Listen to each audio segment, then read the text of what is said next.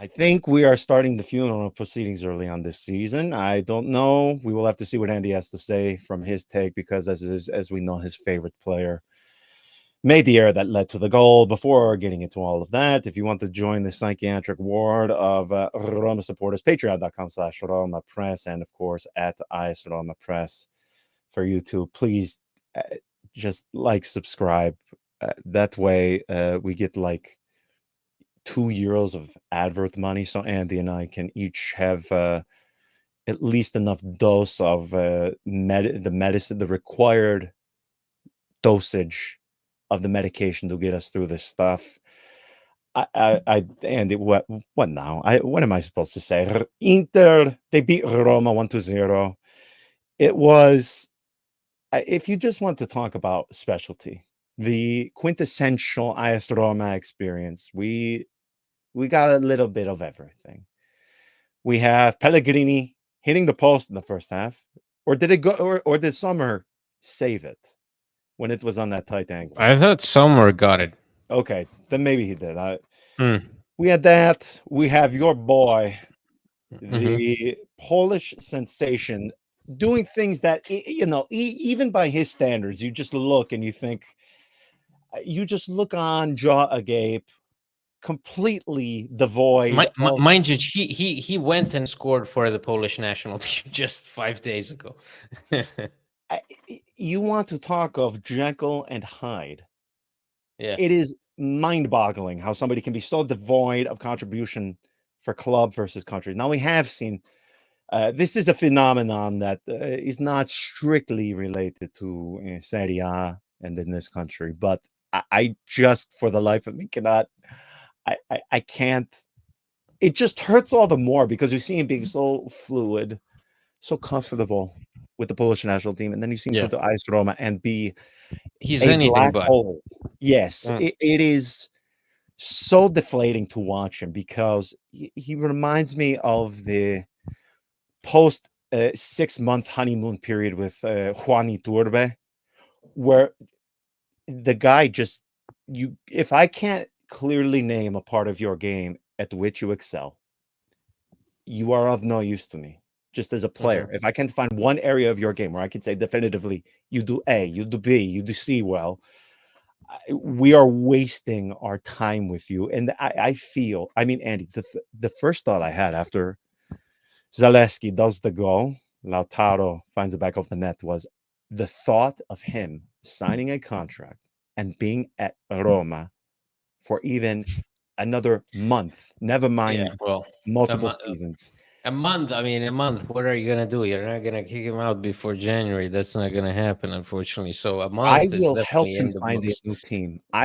Listen. Costas Manolas is scoring 5 goals in and an assist. Fourth, in the fourth tier or fifth tier. I don't know. A Greek professional as a striker. Nicola, go live your best life, man. I mean, Andy, think of some of the Polish second and third tier teams that guy could score 50 goals with in a season.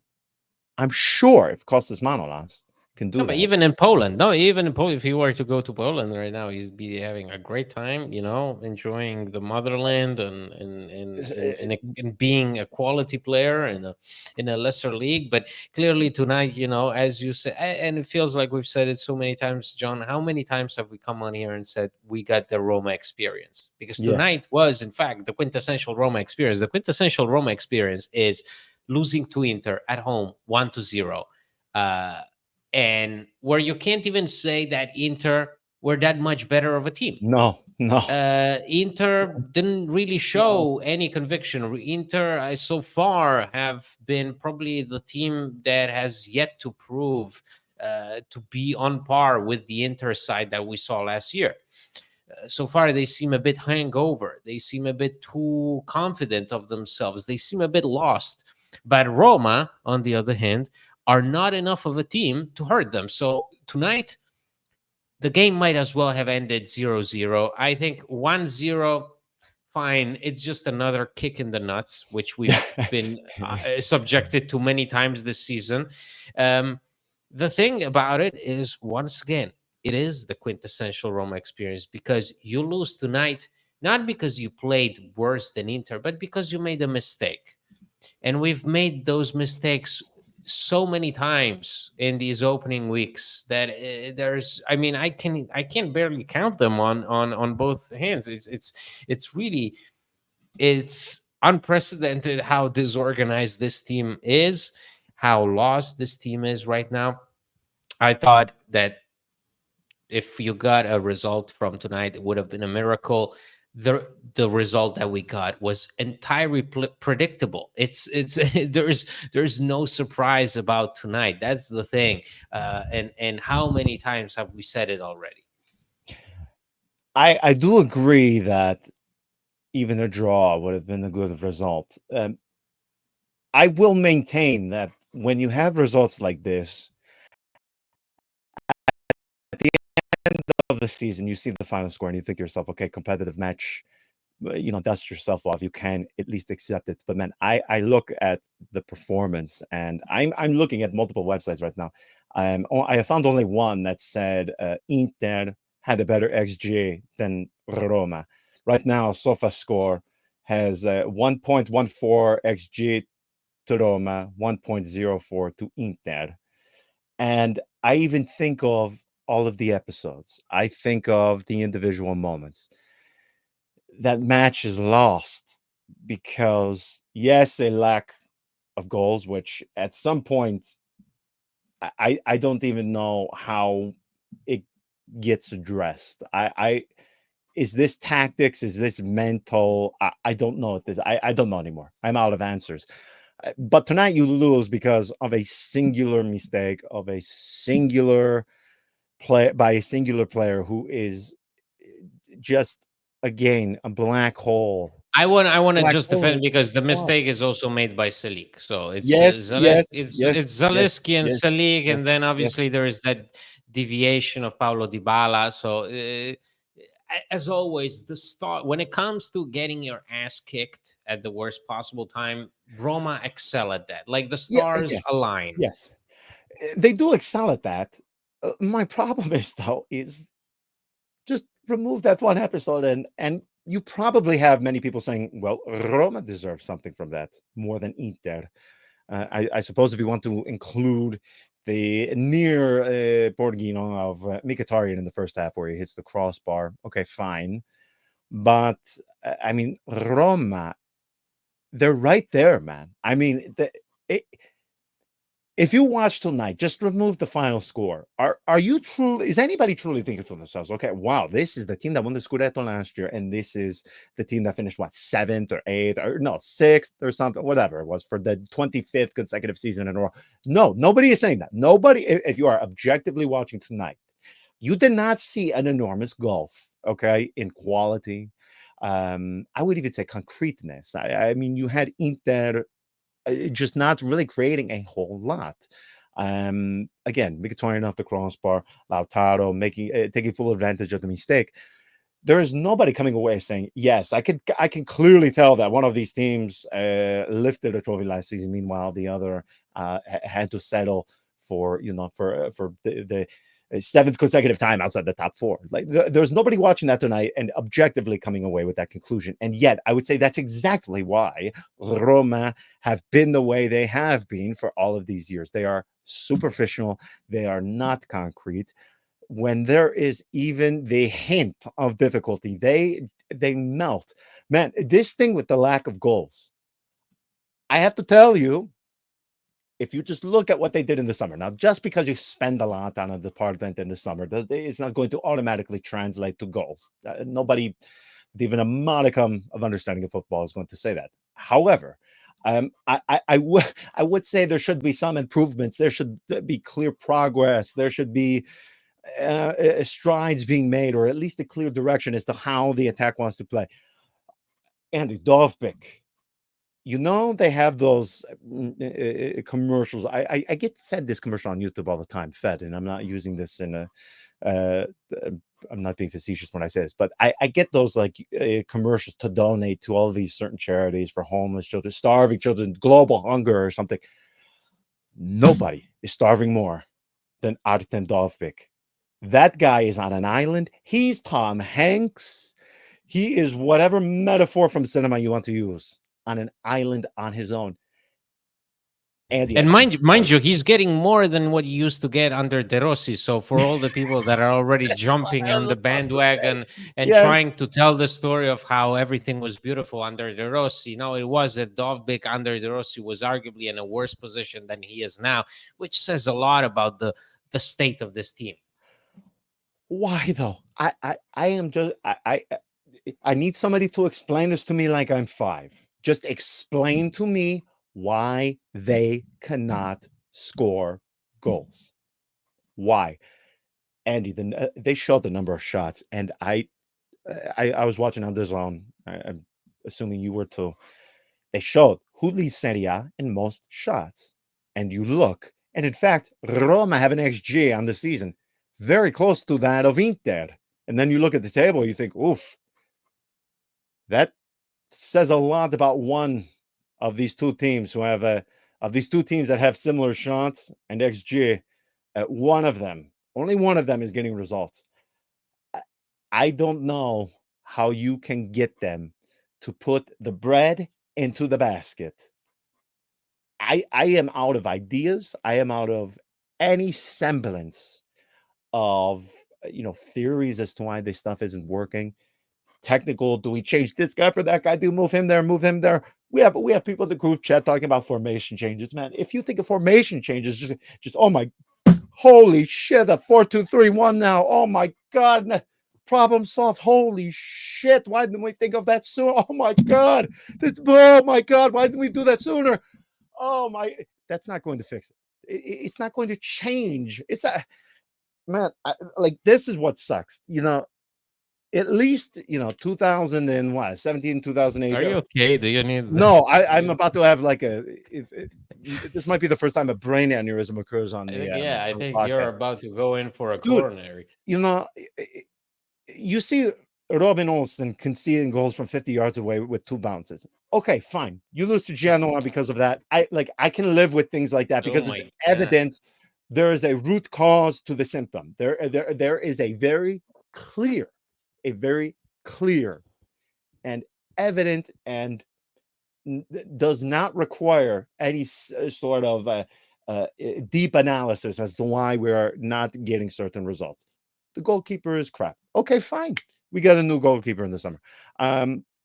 We don't have enough central defenders to play 3 at the back. Okay, fine. We get more central. Okay, I can't tell you what the problem is. It's just you have 11. Andy, do we just have a team of 11 mediocre players? Because I just that's what it feels like. I'm No, but so it's not even. But it's not terrified. even.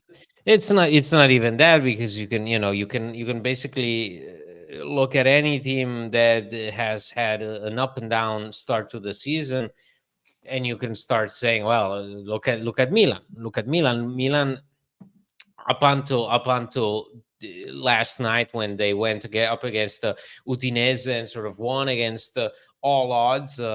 And with the exception of that derby, the Milan have been horrible. But the narrative changes as soon as you're able to get the results you need, and same thing for Atalanta. Atalanta have been up and down all the time, but at the same time, they were able to get the results they needed in certain moments, certain key moments. Roma so far, anytime that the discourse has been they need to show us something because otherwise we're hopeless, they've come up short.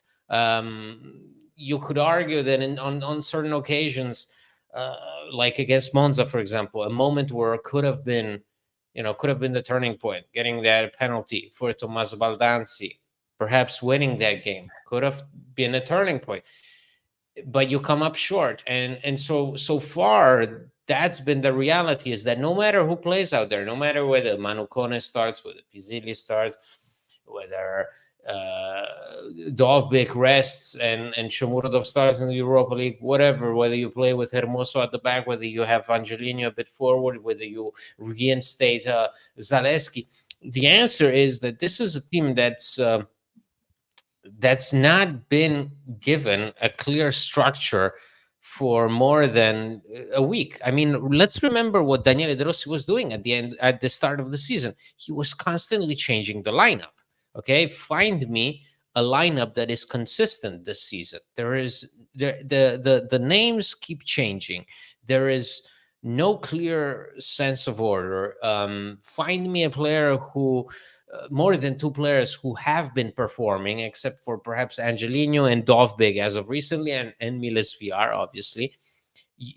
It's been, not only the problem is Zaleski is not the only black hole. The whole team is a black hole in the sense that Yes. the whole team Yes. lacks a structure, something that allows them to fall back on. Because right now, when things go sour or when things are not working, you don't really know what the hell you can expect from this team. You don't really know if you can expect this team to handle it, to get the result they want. You don't know if this team has the guts to sustain pressure from the opponent. That's the thing, is we are looking at a team under Ivan Juric, who is a mismatch of all these ideas, of all these concepts that were brought in with Daniele De Rossi, a whole summer focused on identifying certain things that De Rossi wanted the team to address.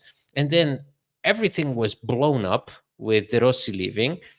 And now Juric is patching things up. At the same time, he has the tall task of delivering results. And yet this team just doesn't have enough to get those results, because, tonight was predictable.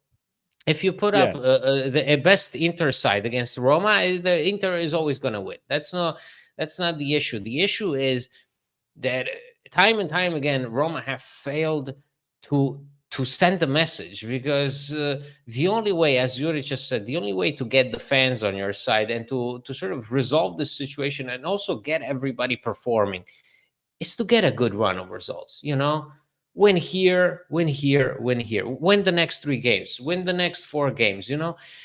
But the important thing is the result, because that's the only thing that will get these guys out of the slump they're in. It's not one player, it's the whole team, and it's the whole environment. It's right now it's rotten. It's rotten. Nothing is working both on and off the pitch. That's the issue.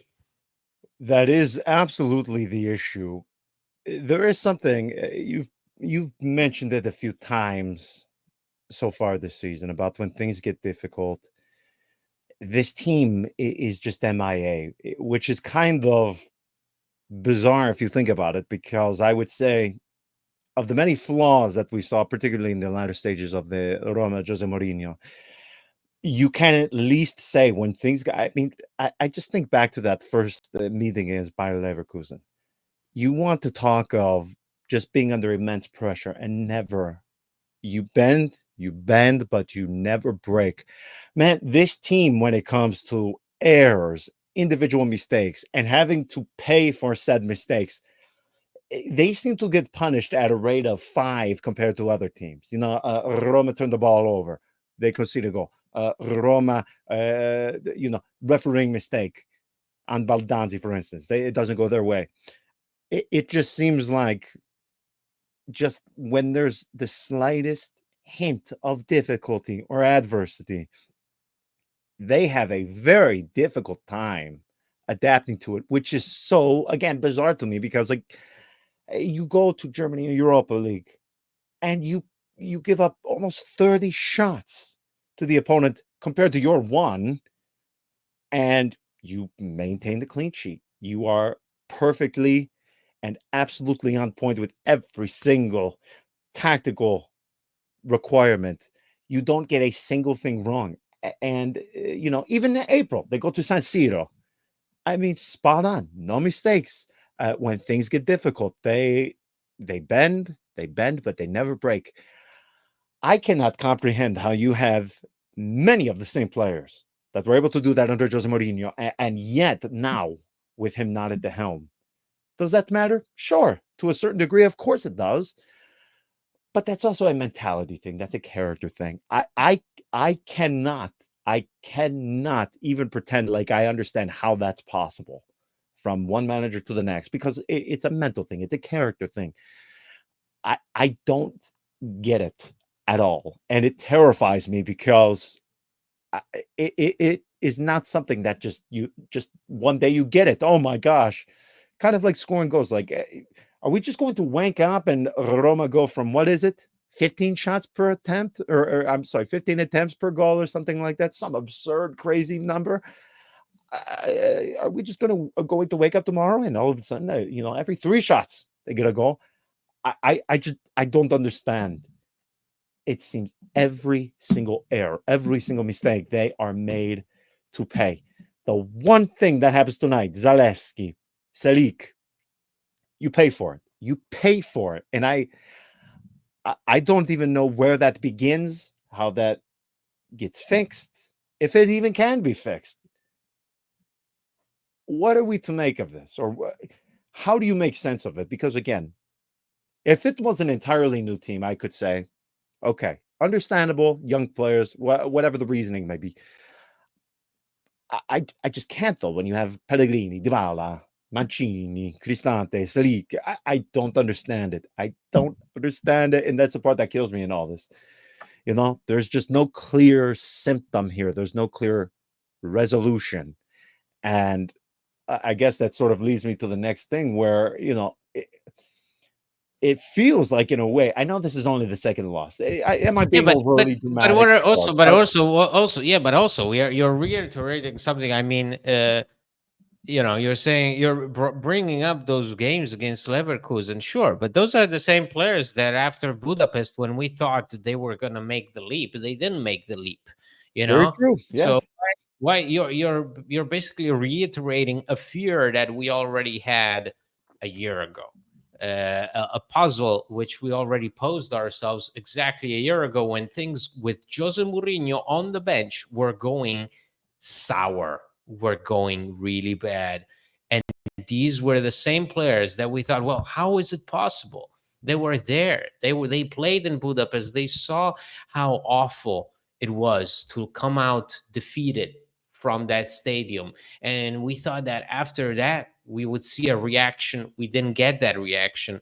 So right now, listen, for me right now, I don't have more expectations for, say, Pellegrini than I do for Pizzilli. In my opinion, everybody in this team is more or less on the same level in terms of just where they are mentally. Because right now it's pretty evident everybody's crushed. Nothing's working.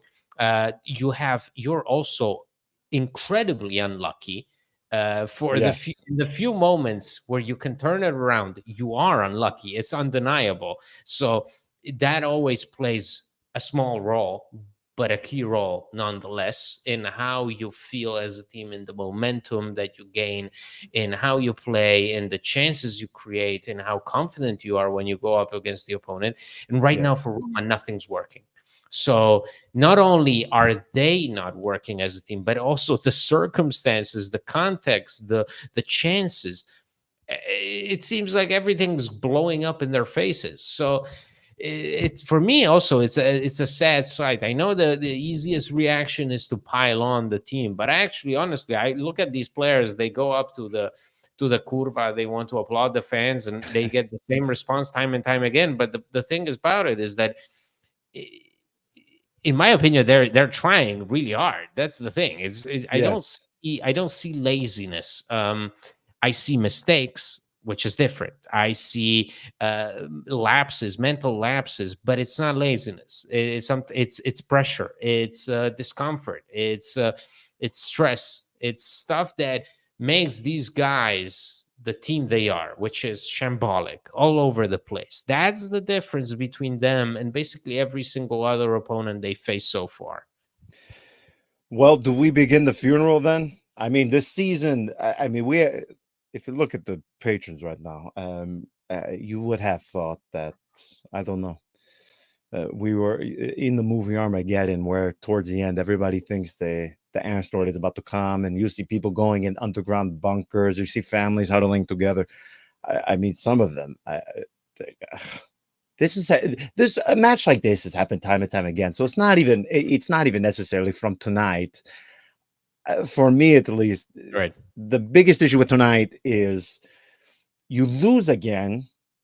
It comes from a singular episode, and there's no clear deficiency that needs to be fixed. It is I completely agree with you when it comes to this laziness. I mean, the effort is not so. In a way, I would almost feel better if the lack of effort Yeah, showed yeah, some in yeah. play. If you saw these players walk on the pitch, sure. But Yes, these guys are playing. Like even Dovbik, who receives absolutely nothing all game long, he still works his ass off. yes, That's undeniable. So yeah. I mean, the amount that he tracks back, man, what he will do to hold up the ball, even into the latter stages of the match, it is impressive. This is not at all a question or even the suspicion of lack of effort or even the players not believing in the manager because if you just look at the way they speak of Juric, I mean nobody is really, it doesn't seem like there is a lack of understanding between player and manager. That doesn't seem to be it at all. Clearly this is about I want to say it's as simple as they're missing just that final piece, that final step. They get it all the way until the opponent's area and they just can't find the back of the net. But it almost seems like they are so within their own heads. Almost, when you see somebody overthinking, um, almost afraid to make mistakes. Part of me thinks that's what it is, but I, I think I'm just trying to find an answer to make myself feel better. That there is something that once we pinpoint it, it can be resolved. Um, well, yeah. But I think there has to be Juric has to embrace the chaos in the sense that if nothing right now is working, you have to keep trying. So I'm not saying rotate the lineup every game, but really try to identify the few things that are working, really try to see what works for you, such as Enzo Lefe is back.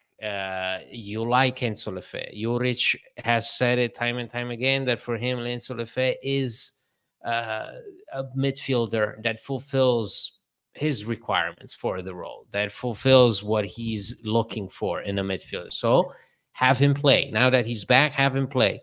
Um, Goodbye, Kone. That's what you're saying, yeah? no, Because I'm he not killed saying me. goodbye. No, I'm not saying goodbye to No? Gone. I'm perhaps saying goodbye to Brian Cristante. Oh Um, man, you want that no, man took more strays tonight, and I'm not saying no, but I'm not. no, But the I'm not. truth, that But man. I know. I We used to realize make that. fun of him, but now I think others have taken it to a whole new level with the guy. I mean, you would have Yeah, but thought that he walked the ball into Roma's net on his own.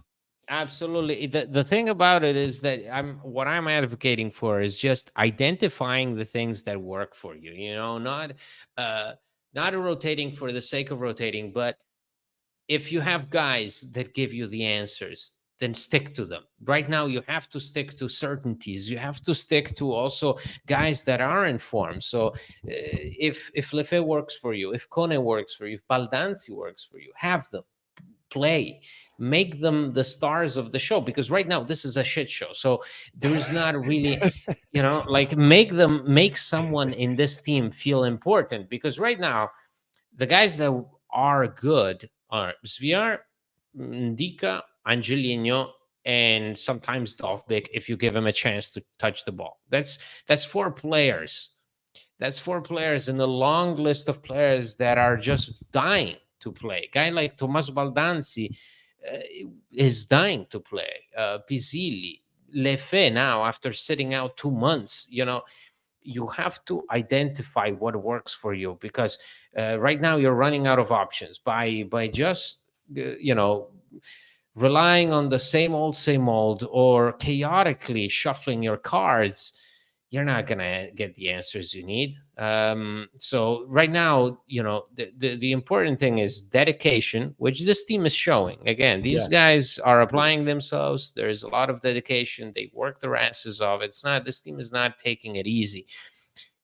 But then you need quality. You need quality. You need um, some kind of youthfulness, some kind of creativity, something that gives you that spark that then propels you forward. Because right now we are banging against the wall, time and time yes, again. We're banging against the wall. It's crazy, but that it is I think the team is playing like that. Like it's so evident that they're just repeatedly smashing against the wall. They need always 14, 15 shots to get one goal. They can hardly score anything. They hit the crossbar, hit the post, um, concede stupid goals, make stupid mistakes, and it's rinse and repeat, rinse and repeat. It's every game more or less over the last few weeks has been very, very similar. So there are clear issues that can be addressed, that need to be addressed. But you have to do it with guys that inspire you. Okay, that's the thing. So Mancini, Cristante, they need to take a step back, not because they're shit. I'm not saying that, but because some things are not working, and sometimes it's okay to admit that some of the guys that used to give you answers or you think could give you answers are not doing that, that are creating more problems. A guy like Mancini, I mean, the amount of time that he spends with the ball at his feet Yes. complicates things for Roma enormously. So you have to send a message, because right now fans are expecting message, the media are expecting message, the standings, the league standings are expecting Oh, message, and Roma time and time again have failed to deliver that message. It has been disappointment after disappointment after disappointment. Tonight I wouldn't even call it a disappointment, because again it was predictable. mm. But but at some point in time you have to react. I need to see this team react. I need to see them tell me that they are alive and kicking. Yeah, I mean, that is the thing here where it's there. The frustrating part is like tonight, you're so close throughout that entire match. There again, there is nobody watching tonight and coming away with the conclusion that Roma is, 1,000 yards behind this Inter in terms of technical ability, in terms of quality. There was nothing on display, in my opinion, from tonight that says to you, you have one team on one side of the ratings versus another that is the defending champion, and there's just such a gap between these two that for Roma to be able to come away with anything tonight would be, um, akin to a miracle. Now, when it's Inter, you always take the result, even if it would be just 1 point. I think we all would have taken that tonight. That is where the frustrating part in all of this is for me. That you're right there. You're right there. You are not being played off of the pitch. Like for instance, we remember the 4-2 last season between Roma and Inter.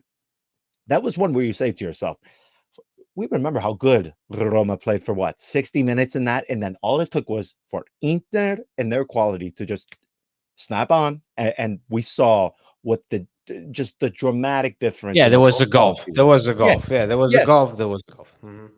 Now I look at tonight and I think to myself, man, it's you lose and you come away empty-handed tonight because of a single episode. Yet that has been the case for most of the season. So I don't know how to digest that. Does it mean Roma are just missing that last step, or does it mean maybe they really are just crap and we've had our expectations were perhaps once again for the umpteenth time and the 1000th season in a row, the expectations were not completely in alignment with what the true quality of the team is. That wouldn't be the first time. It certainly wouldn't be the last. I don't think anybody, though, coming into the season would have expected Roma's beginning, first 7 to 8 matches of the season to look like this. I don't think any of us would have said that. So let's end it with that. What is it? Are they crap or what? Are they just missing it? Because they are right there. That's No, the I frustrating think part in all this. I I'd feel better if yeah. it was 5-0, and then we could say, yes, this team is shit. You say Di Francesco, don't tell me that we're right there. You just saw 7-1 in the Coppa Italia to Fiorentina. Yeah. We're shit. Yeah, no, I know, Stop I it. know, I know. It's yeah, that's the thing. It's very difficult to right now come away with a clear take on this team. It's very complicated, especially if you take into account all the excitement that was built up over the summer. Yes. Everything sort of climaxed with that decision to fire De Rossi after the 4 games. Everything there, because even the criticism, the skepticism that took place in those opening 4 games, where I clearly remember people being like, "Does De Rossi know what he's doing? What is he doing?" They constantly changing the lineup. The things we saw in preseason, he wasn't doing them now. What's going on? But it seemed like those things could have still been resolved because there was the awareness that this is a 3-year project. Now, this is what we're doing here now is still a project, but the problem is that the decision to dismiss De Rossi has spiraled things so out of control and propelled everything that is negative about this Yes. environment, about the fan base, about the critics, to the surface. It brought it forth, and this team was not built and does not have the personality to withstand this much pressure. And what we're seeing right now is a team that is struggling weekly with pressure, immense pressure that they even felt against Elfsborg, that they even felt against Monza, that they even felt against Venezia. They are crushed by pressure. Tonight was no exception, but there has to be a moment where they wake up. So I'm not gonna say the season is lost. Because the season can always be rewritten. A season can always be picked up at the most random time, at the most unexpected moment. You have the weirdest turnarounds. Just think about that Juve game against Roma in Mourinho's first year. We thought that was the end of the season. Then you went on to win a Conference League. The point is that team lost 4-3 against Juventus. Yeah. They Yes. conceded 4 straight goals, was ridiculous. But then what we remember about that season was the reaction that followed. I hope that the reaction for this particular team is just around the corner, because this can't go for much longer. It's not sustainable. Oof. Let's just leave it there. Enjoy your week, everyone. Always nice to end on an exciting note. We'll be back later in the week. Yikes. Until next time. Ciao. Ciao.